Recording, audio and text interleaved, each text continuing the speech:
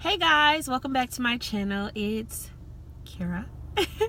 And so I just feel like I'm in a little throwback vibe. It's not Thursday, but I'm in a throwback vibe right now, because I'm in my car. And my first few videos I was in my car, so now I'm back here doing it again. So I don't know, I feel very throwbackish right now. But anyway,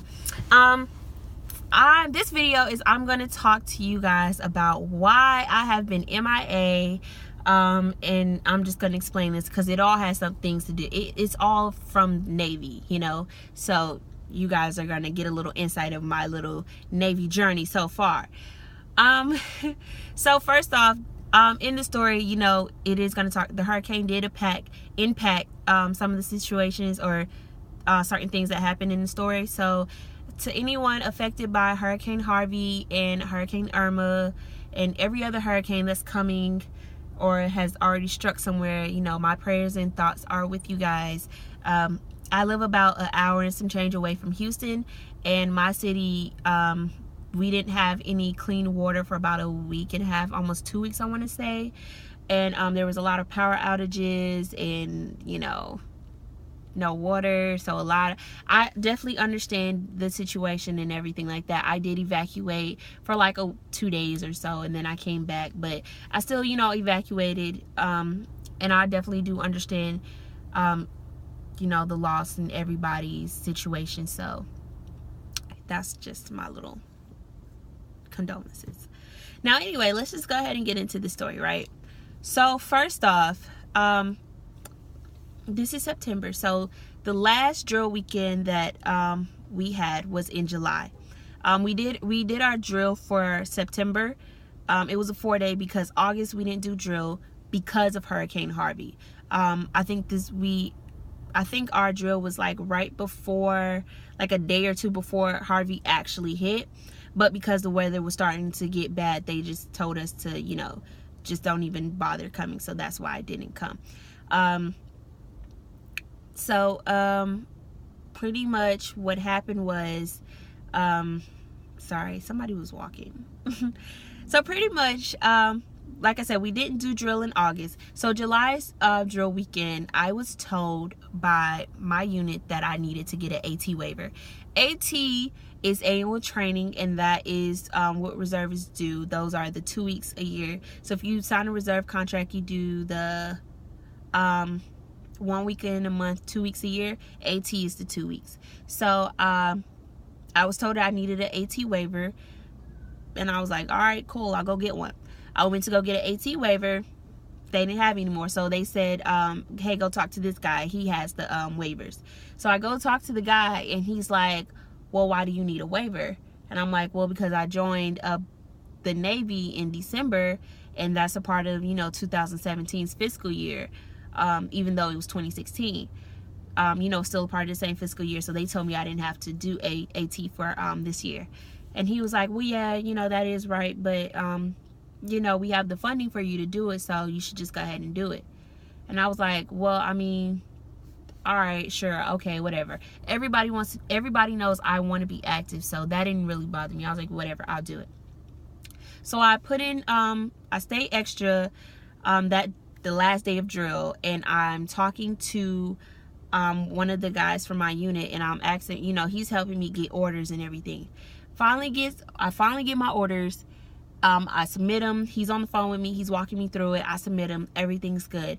And then he goes, it just sits, actually my orders sit there for like a month, and I'm just constantly checking them like, hey, okay, I don't see it moving.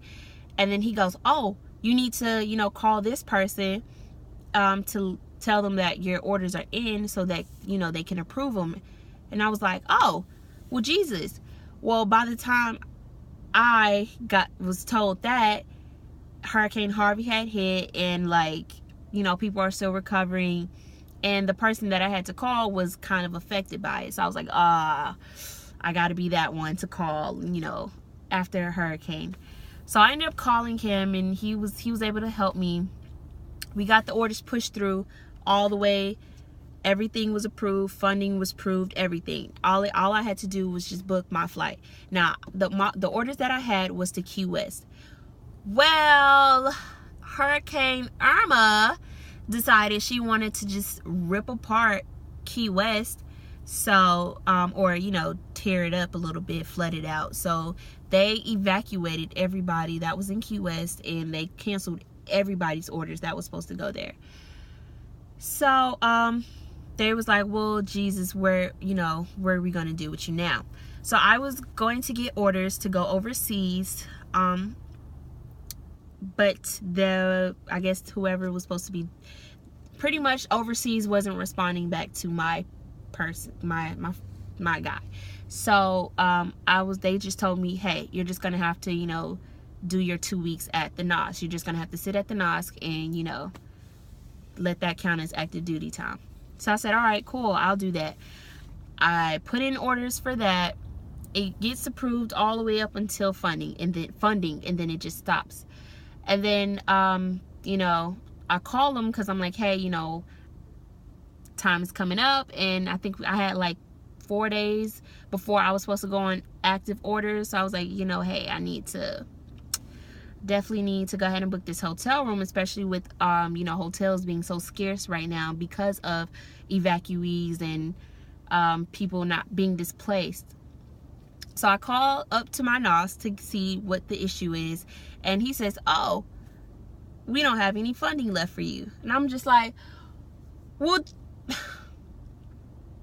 I literally cursed. Well, I didn't curse. I tried not to, but no, I cursed. I let them people at the I had to get a new government travel card, and I had to call it's a certain bank that we go through, and I had to call this bank, and I literally yelled at almost everybody who answered the phone with me because they were acting so retarded. And on top of them acting retarded, they just were not helpful at all. One lady had an attitude with me, so I'm stressing because I'm going back and forth with this bank to get my government travel card, which I need to in order to travel anywhere, even if it's like, well, I don't even know if there's a limit, but if I'm going on government travel, I have to have this card now. And then on top of that, I'm trying to find hotels. I have a son, so I'm trying to get my son squared away on top of work. I'm letting my job know, and I'm a leasing agent, and it's literally only me and my manager in the office. So I have to get, everything straight for her, so that way she's not bombarded with a whole bunch of people. And Jesus, it just was not working. It was not working out at all. So, I have been super, super stressed. So this drill weekend, we have 4 days because, like I said, we missed August because of the hurricane. So we made up with 4 drill weekends. And this drill weekend, I was just like, you know what? I'm not talking to nobody. Well, I talked to some people, but I was like, you know what? I'm not doing anything. Y'all are stressing me out. I'm just gonna literally sit in this chair all weekend, and that's gonna be the end of that because I'm stressed.